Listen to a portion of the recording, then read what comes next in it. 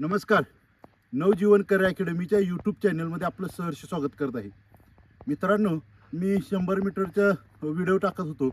आज हा आठवडा मी तुमच्या गोळ्यात इम्प्रूव्ह करण्यासाठी व्हिडिओ टाकणार आहे. बघा, गोळ्याचंच हे प्रॉपर व्हिडिओ असणार आहेत सगळं.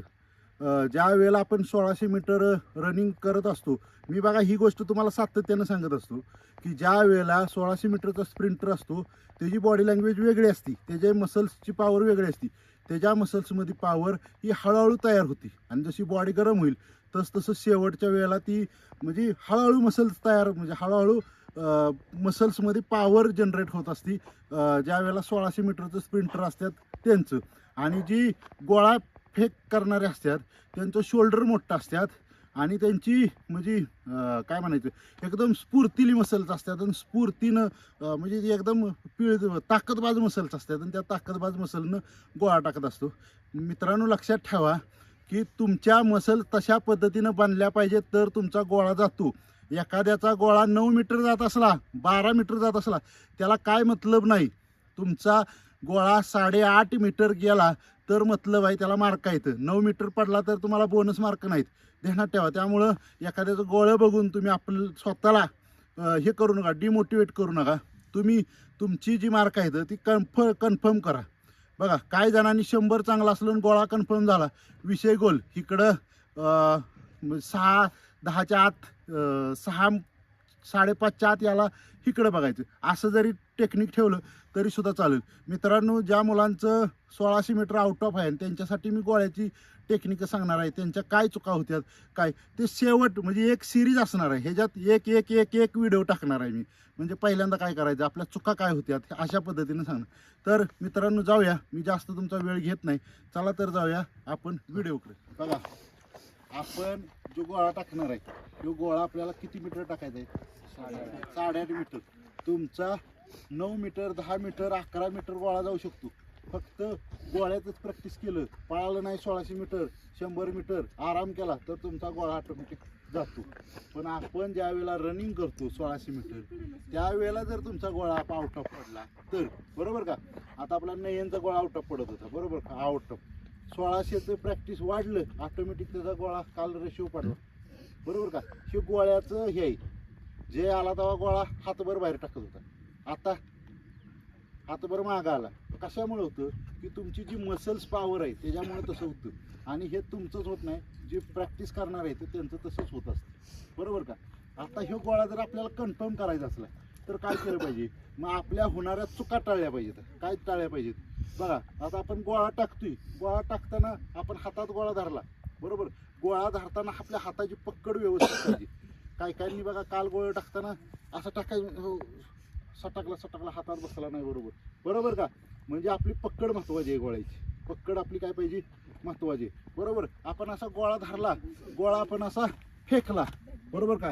गोळा फेकताना ज्या वेळेला आपण स्टेप घेतो, काय करतो आपण, स्टेप घेतो. जर गोळा बाजूला ठेवला, काय केला, बाजूला ठेवला आणि आपण अशी स्टेप घेतली तर ऑटोमॅटिक हातात वजन असल्यामुळं आपला हात कुठं जातो, मागल्या बाजूला जातो. आणि जर हिथं आपल्या दुखलं, ताण आला शोल्डरवर तर आपल्याला गोळा फेका येईल का? गोळा फेका येणार नाही. ही गोष्ट चुकायची नाही, लक्षात आलं का.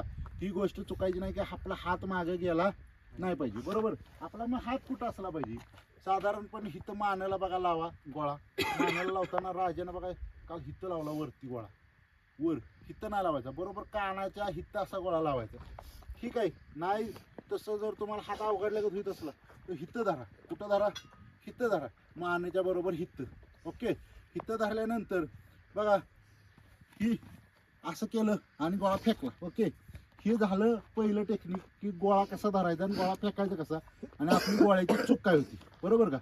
त्याच्याबरोबरच दुसरी गोष्ट असते गोळ्याच्या ह्याच्यात की तुमचं फुटवर्क, पायाचं वर्क कसं होतं ते बघा.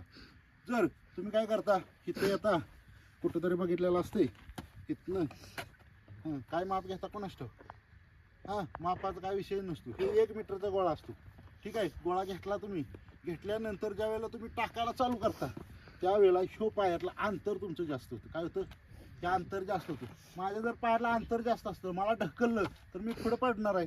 म्हणजे तुमचं पायाला अंतर आहे हे कमी असायला पाहिजे इथं गोळा टाकताना, बरोबर का. का. हे अंतर काय असलं पाहिजे, कमी असलं पाहिजे. ठीक आहे.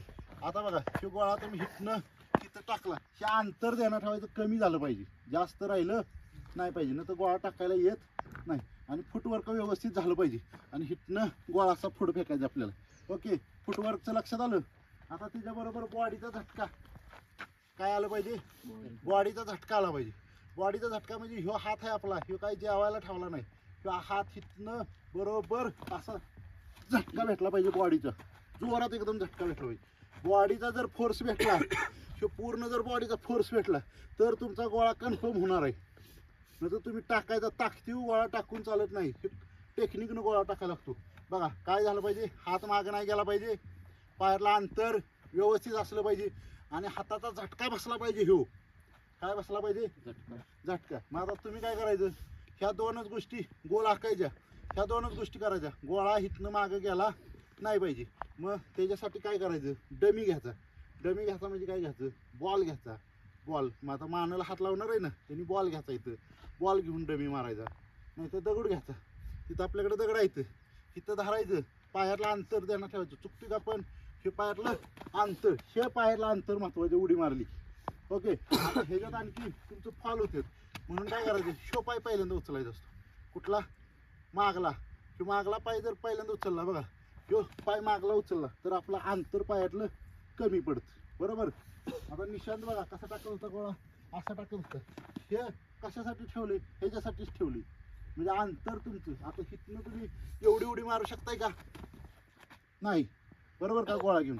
म्हणून साठी ही पोझिशन आहे तिथं.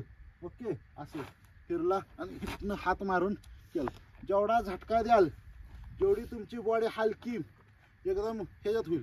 आता गोळा टाकताना जर तुम्ही टाईट बॉडी टाकली एकदम असं हे करून, तर गोळा पडत नाही.